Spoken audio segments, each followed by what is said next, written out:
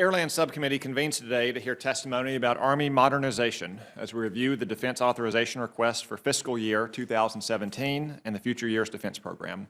I welcome our witnesses, Lieutenant General Mike Williamson, Principal Military Assistant for Acquisitions, Lieutenant General John Murray, Deputy Chief of Staff for Army Programs, Lieutenant General Joseph Anderson, Deputy Chief of Staff for Operations, Plans and Training, Lieutenant General H.R. McMaster, Director of the Army Capabilities Integration Center. Thank you each for your dedicated service to our nation. In many hearings, the full committee has heard about some of the most diverse, complex, and dangerous threats to our national security since the end of World War II. Russia occupies land in 3 countries and routinely probes NATO allies. China is building and militarizing islands out of the sea. North Korea is testing nuclear weapons and missiles, and Iran is running wild across the Middle East. But instead of strengthening our forces against these threats, we've seen sustained cuts to our military's force structure, modernization, and readiness. Army Chief of Staff General Mark Milley often states that readiness is his #1 priority. It's hard for anyone who's led soldiers in combat to disagree, just as the moms and dads of more than 186,000 soldiers deployed in over 140 countries could never disagree. But we cannot afford to shortchange modernization. Today's modernization is tomorrow's readiness. As we explore the Army's modernization strategy today, I'm particularly interested to explore how the Army is using its new acquisition authorities in the creation of a Rapid Acquisition Office.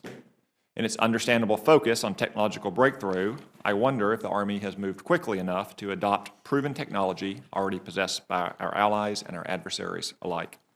In many cases, the desired technology may already exist in the private sector and may be within the Army's grasp. I'll offer 3 examples. First, active protection systems to protect vehicles from close-in threats like rocket-propelled grenades are near completion in Israel, fielded in Germany and Russia, but the U.S. is still in the science and technology phase. Second, the Distributed Common Ground System, or DCIGS, remains beset by problems. Last year, Lieutenant General Williamson testified before this subcommittee that the completeness of the DCIGS program is what makes it so valuable, and predicted that as we go into the May timeframe, where we go through our next set of evaluations, I think you will see a completely different perception of how that tool is provided. Unfortunately, a year later, a report by the Director, Operational Test and Evaluation indicates that DCIGS is not a functional mission command or intelligence analysis tool, and that even under laboratory conditions, soldiers and commanders, quote, did not consider DCIGS to be very helpful for the fight, and sought PowerPoint and pencil and paper workarounds, even when commercial off-the-shelf solutions are potentially available. Third, the Global Response Force, typically housed in the 82nd Airborne, needs an enhanced tactical mobility program. In plain English, they need 4-wheelers and other all-terrain vehicles to get from the drop zone to the front lines. This requirement was demonstrated in 2012 and approved in 2014. Here we are in 2016, when any farmer or deer hunter in Arkansas could have gone and bought one at a local dealer. In addition, some issues sit at the intersection of modernization and readiness. I'm concerned, for example, about the maintenance and modernization of theater activity sets and the Army's pre-positioned stocks to be used by rotating units or to support contingencies. Likewise, the subcommittee is curious about the Army's plans to implement the associated unit pilot program in which active, guard, and reserve units will be paired up to train and potentially fight together. In both cases, modernization could be disjointed and readiness may suffer without a well-considered plan. Finally, I'm sure committee members will want to examine the recommendations of the National Commission on the Future of the Army.